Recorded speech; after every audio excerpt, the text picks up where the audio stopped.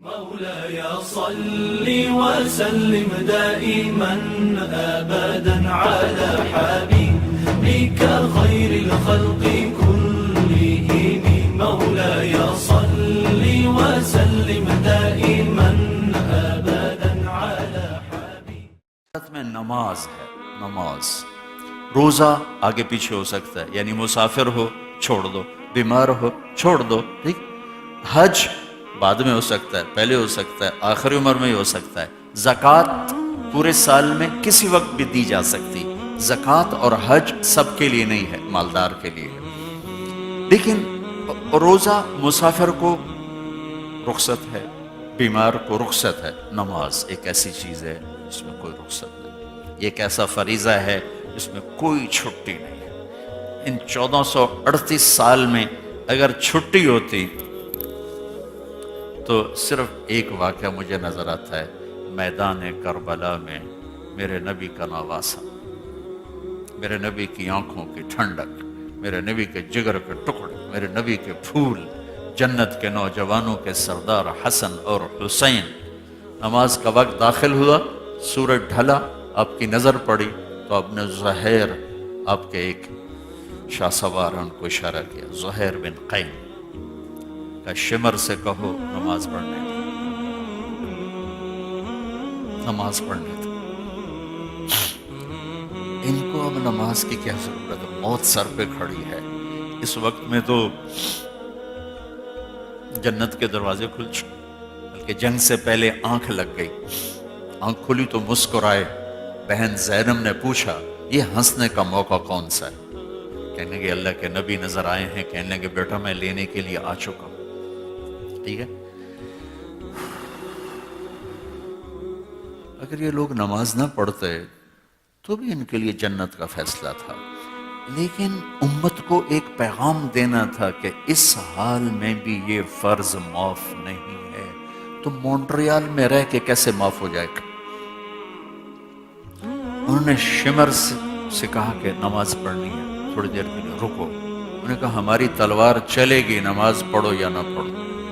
تو انہوں نے آ کر کہا کہ وہ کہہ رہے ہیں کہ ہماری تلوار چلے گی. فرمایا پھر نماز تو نہیں چھوڑ سکتے. فرمایا آدھے ان سے لڑو اور آدھے نماز پڑھو. اس وقت 10-20 تو ویسے ہی شہید ہو چکے تھے، 72 تو ٹوٹل جانثار تھے. آدھوں نے نماز پڑھی، آدھوں نے جنگ کی. پھر ان آدھوں نے نماز پڑھی اور پہلوں نے جا کے جنگ کی، اور عصر سے پہلے سب کے سر کٹ کے نیزے پہ چڑھ گئے تھے. تو بھائیو بہنوں، میرے نبی کی زندگی میں نماز ایک بہت بڑا عمل ہے.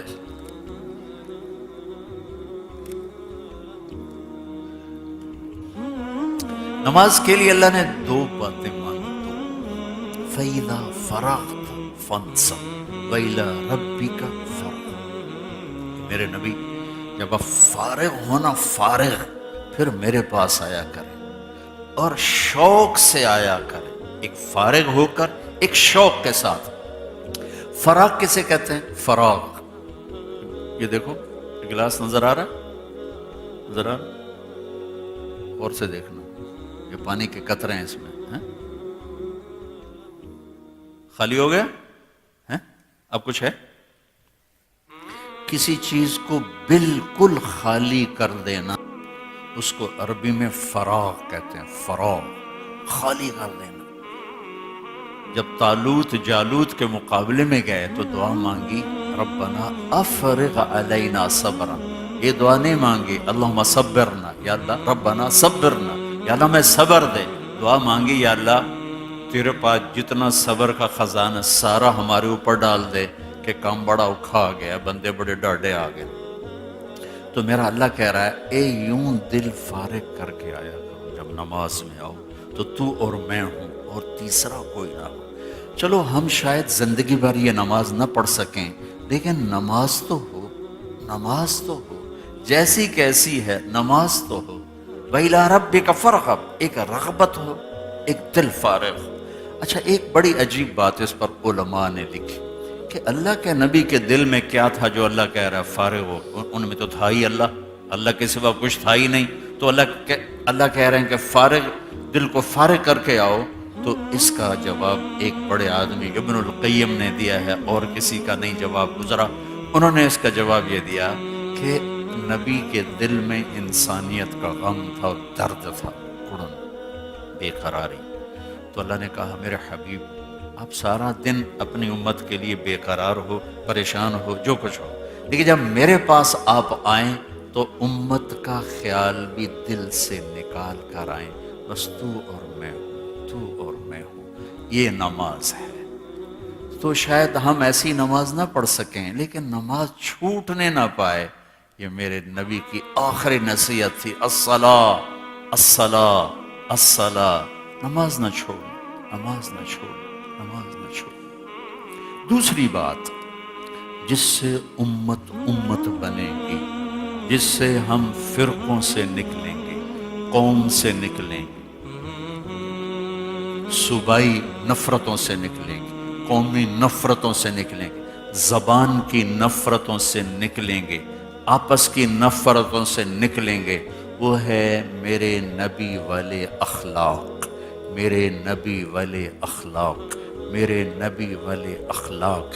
میرے بھائیوں، عبادت امت کو جوڑ نہیں سکتی. نماز، روزہ، حج، زکوٰۃ سے امت کبھی نہیں جڑے گی.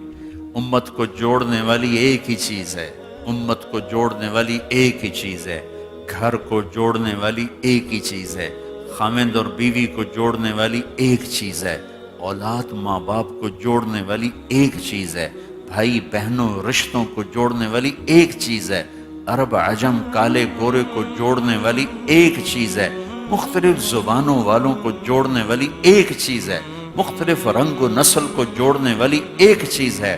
وہ میرے نبی کے اخلاق ہیں، وہ میرے نبی والے اخلاق ہیں، میرے نبی والے اخلاق ہیں.